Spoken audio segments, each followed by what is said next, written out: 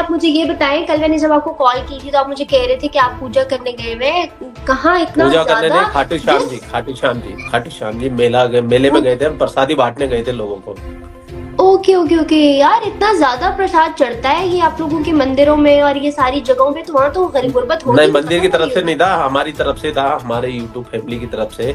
हम अपनी तरफ से जितना श्रद्धा होता है उतना, जो भगत होते हैं ना, जो पैदल जाते हैं खाटू श्याम जी के लिए 100, 200, 300 किलोमीटर दूर के लिए मंदिर तक जो पैदल रास्ता तय करते हैं, हम उन पैदल यात्रियों को अपनी तरफ से जो भी कुछ प्रसाद देना चाहते हैं हम अपनी तरफ से देते हैं, मंदिर की तरफ से नहीं होता ये। ओके ओके ओके ओके, तो वहाँ पे कोई भी जो लोग होते हैं या घूम रहे होते हैं ऐसा कुछ भी, उन लोगों को फैसिलिटेट कर रहे होते हैं आप लोग? हाँ, हम लोग वो पैदल चल रहे हो तो नेचुरल सी बात है, अगर आदमी धूप में पैदल चलेगा तो उसको भूख भी लगेगी, उसको प्यास भी लगेगी, तो उन लोगों की सेवा करते हैं हम लोग। सेवा बोलते हैं इसको, सेवा करना। अब ये पाकिस्तानियों में तो ये भावना ही नहीं है, तो ये तो सनातनियों में भावना पाई जाती है। तुम तो एक दूसरे का छीन के और खा जाओ, बोला बेटा तू क्यों खा रहा है, लाओ मुझे दे दो।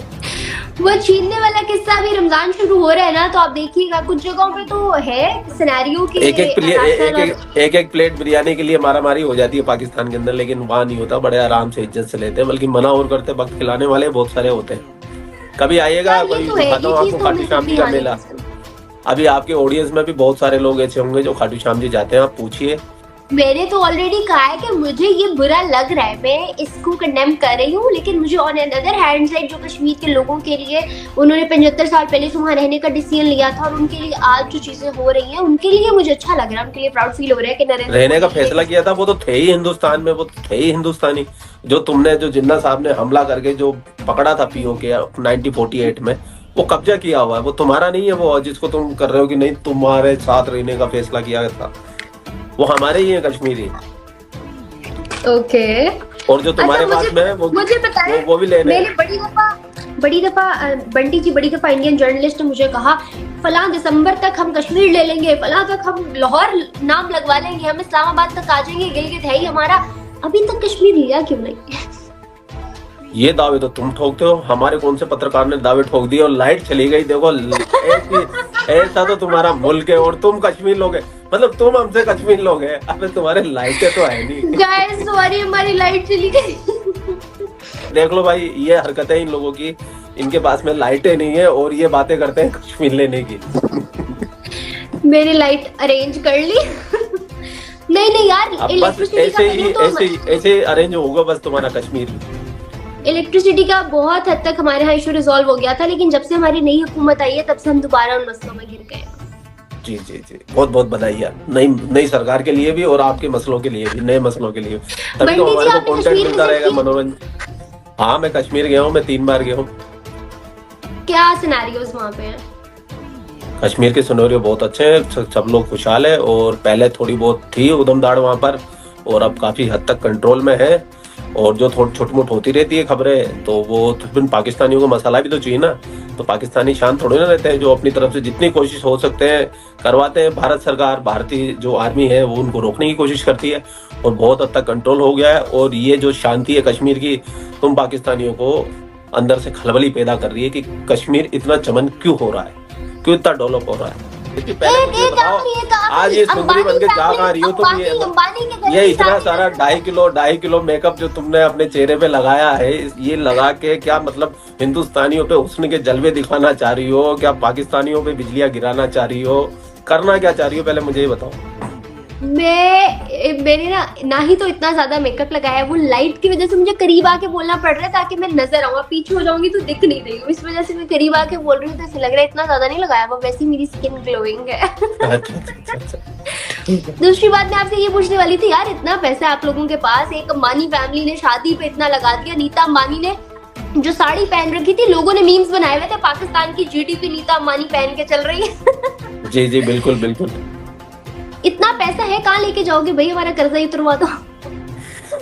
कटोरा लेके ना ऐसे बोलो हमारा कर्जा उतरवा दो अंबानी जी, और मीम्स बनाओ, वीडियोस बनाओ, कटोरे दोनों हाथ में पकड़ लेना। फिर मोदी जी, अंबानी जी, हो सकता है तुम्हारा कोई वीडियो देख ले और सोचे कि चलो भाई पाकिस्तानियों के कटोरे में कुछ डाल दो। लेकिन शर्त यह है कि जितने भी पाकिस्तानी यूट्यूबर है, पाकिस्तानी मीडिया है, चाहे प्रिंट मीडिया, सब अपनी फोटो या जो भी वीडियो बनाए हाथ में कटोरा लेके बनाए। तो हो सकता है अंबानी जी का दिल पिघल जाए और पाकिस्तानियों को कर्जा माफ कर दे, मतलब इतना पैसा दे दे। ऐसी भी बात नहीं, ज्यादा अंडर एस्टिमेट। लेकिन एक बात बताओ, तुम इतने मतलब इतने भूखे नंगे कंगले हुए क्यों? पहले उस वजह को पकड़ो और अपने मुल्क को सुधार करो तो ज्यादा अच्छा रहेगा। लोगों से वजह पता है हमें, क्योंकि हमारे कभी चाइना की तरफ देखते हो, कभी सऊदी अरब की देखते हो, कभी यूएई की तरफ देखते हो, कोई 1 बिलियन दे देगा, कोई 4 बिलियन दे देगा। कब तक भीख मांग के तुम्हारा मुल्क चलेगा, मुझे बताओ। हम भूखे कंगले इस वजह से हुए क्योंकि पिछले 75 साल से हमें कोई लॉयल इंसान नहीं मिला, अपने मुल्क के साथ सिंसियर बंदा नहीं मिला, इस वजह से। भूखे और कंगले है ना, मान गए ना तुम, भूखे कंगले हो। लाइट भी नहीं यार है कंगले, अब पूरी दुनिया जानती है, क्या करें फिर। मैं कंगली नहीं हूँ।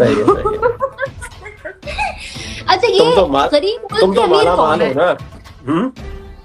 गरीब मुल्क की अमीर कौन है? नहीं, तुम्हारे पाकिस्तान में अमीर भी है, लेकिन वो कुछ परसेंटेज है। जैसे मैंने तुम्हारा डीएचए देखा है, तुम्हारे वो बेरिया टाउन जैसे लोग देखे, वहाँ पे हर घर करीब 2, 3, 4 करोड़ से कम तो कोई घर ही नहीं है। 20 करोड़ का, 25 करोड़ का घर।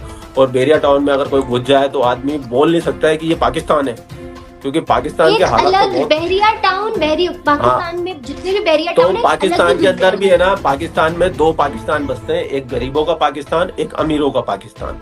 और जब मैंने बेरिया टाउन और डीएचए जो भी है आपके वो जब देखे ना मैंने, तो मैं तो हैरान हो गया। मुझे यकीन ही नहीं हुआ पाकिस्तान में इतनी अच्छी रोड, इतना अच्छा डेवलपमेंट, इतने अच्छे मॉल और सब कुछ सिस्टम से बना हुआ उसके वहां पर, मतलब हैरान हो गया मैं तो ये है तुम्हारे पाकिस्तान का हाल। और तुम भी मुझे लगता है डीएचए या बेरिया टाउन में कहीं रहती होगी, अमीरों के मोहल्ले में। आवाज ही नहीं आ रही, पहले तो लाइट गई, अब आवाज भी चली। नहीं, अभी मेकअप का ताना मारा है। अब अगर मैं ये बता दूंगी ना मैं रहती कहूँ तो बस फिर ऑडियंस समेत आप सब मुझे जलील करेंगे, इसलिए मैं नहीं बता रही। ठीक है, मत बताओ, अपना पर्सनल रखो। लेकिन ये तो बताओ, तुम हर बार वीडियो में आती हो, मुझे लेके आती हो, मुझे कहती हो कि मैं नेपाल आऊंगी। ये तुम्हारा वादा भी पाकिस्तानी सरकार की तरह वादा है क्या? हर बार झूठा फेल। कब आ रही हो नेपाल? ऑडियंस को बताओ, ऑडियंस ये पहले तुम्हारी ऑडियंस को बताओ, तुम कब आ रही हो नेपाल या इंडिया, बताओ। मुझे परमिशन मिलेगी तो ना। हम लोगों ने यहाँ मैंने पासपोर्ट बनवा लिया। I can show you my passport, पीछे कबर्ड में पड़ा है, लाइट आती है तो दिखाओ, सबूत दिखाओ। हमको सबूत चाहिए, हमें भरोसा ही नहीं है पाकिस्तानियों पे, हमको पाकिस्तानियत पे भरोसा नहीं है। अभी दिखा रही हूँ, अभी 1 सेकंड को, अभी पासपोर्ट अपना भी दिखा रही हूँ। इतना भी क्या बेएतबारा होना। अभी दिखा रही हूँ पासपोर्ट के तो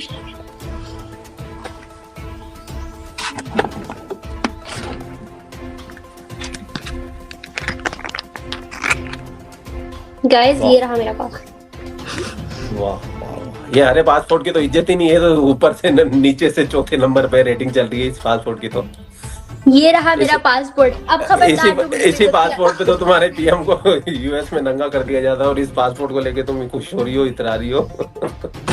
तो मैंने दुनिया का चौथा वर्ष पासपोर्ट है तुम्हारा। मेरा प्रोसेस चल रहा है, मतलब मैंने प्रोसेस के लिए वो किया हुआ है, लेकिन आपको पता है पाकिस्तानी गवर्नमेंट अलाउ करेगी तो ही आ सकेगा ना कोई। पाकिस्तानी गवर्नमेंट क्यों, हिंदुस्तानी गवर्नमेंट अलाउ करेगी तो ही आ सकोगी। पाकिस्तान गवर्नमेंट ने तो अलाउ कर रखा है। हम नहीं डरने वाले तुम्हारे इससे नहीं डरने वाले हम। भूत बंगले में बैठ गए। अच्छा, मैं आपसे अंबानी फैमिली का पूछ रही थी, मुझे बताएं कि क्या नहीं, अगर भूत नहीं, अगर इतनी सुंदर हो तो भी चलेगी, कोई दिक्कत नहीं है। मुझे बस ये बताएं, इतना पैसा अंबानी फैमिली ने क्यों उड़ाया है अपनी शादी पे? अरे अंबानी फैमिली ने उड़ाया भाई, उनका पैसा, उनके बाप का पैसा वो उड़ाया, खूब उड़ाया। मेरे को तो कोई दिक्कत ही नहीं होती भाई, जिसका पैसा है वो अपनी मर्जी में खर्च करे। मैं तो कहता हूँ उससे 4 गुना ज्यादा खर्चा करे। पूरी दुनिया में हिंदुस्तान की रईसी भी तो दुनिया को दिखनी चाहिए ना। तो मेरे को तो कोई तकलीफ नहीं। पता नहीं क्यों पाकिस्तानियों को, वामपंथियों को, कांग्रेसियों को पेट में दर्द हो रहा है। भाई अगले ने पैसा उसके बाप ने कमाया, वो कमा रहा है। हिंदुस्तान का सबसे अमीर आदमी, दुनिया का 3-4 नंबर का अमीर आदमी। अगर वो अपने बच्चों की शादी में पैसे नहीं उड़ाएगा तो अपनी छाती पे बांध के लेके जाएगा ऊपर पैसों को, अपने शौक तो पूरे करेगा। बल्कि मैं तो कहता हूँ कि जो हिंदुस्तान में और भी अमीर है, कोई मुकेश अंबानी के बाद में और भी तो अमीर है। मैं तो चाहता हूँ हिंदुस्तान अगर जैसे वो कर सकते हैं, उन्होंने गरीबों को खाना खिलाया, पूरे गांव वालों को खाना खिलाया, वो कोई नहीं बता रहा। अमीर पैसा उड़ाया। वो कितना दान पुण्य करते हैं, कितने चैरिटी ट्रस्ट चलाते हैं, वो आज तक कोई नहीं बताता है। वो गरीबों के लिए कितना मेहनत, कितना मतलब डोनेट करते हैं, वो कोई नहीं बताता। उनकी साड़ी देखो, उनका नेकलेस देखो कितना पैसा उड़ा दिया, रिबाना क्या नाम है उसको, इतना पैसा दे दिया, स्टारों को बुलाया। अरे भाई तुम वो साइड क्यों देख रहे हो? और अगले ने कमाया, उसके बाप का पैसा है, उसका पैसा है, एक नंबर का पैसा है, वो कितना उड़ाया, वो आग लगाया मिट्टी का तेल डाल के। पाकिस्तानियों को, वामपंथियों को, कांग्रेसियों को क्यों जलन होती है, क्यों जलन होती है मुझे बताओ। यार जलन की बात नहीं है, लेकिन देखो ना, एक मुल्क साथ बेचारा आटे हाथों मजबूर है, उसके पास खाने को पैसे नहीं, और तुम्हारे दूसरा कर्म मुल्क खोटे अपने- हैं, तुम निकम्मे हो, तुम हरामखोर हो, तुम काम करना नहीं चाहते हो, तो इसके अंदर है ना किसी की कोई गलती नहीं है।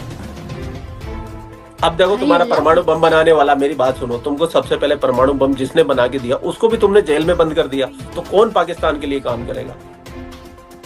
एटम बम तुमको जिसने बनाया था, क्या नाम था उनका, जो अहमदी थे, और उनको जेल में बंद कर दिया गया, लास्ट में उन पे आरोप लगा दिया कि ये तो टेक्नोलॉजी बेच रहे हैं। क्या इज्जत की तुमने उनकी?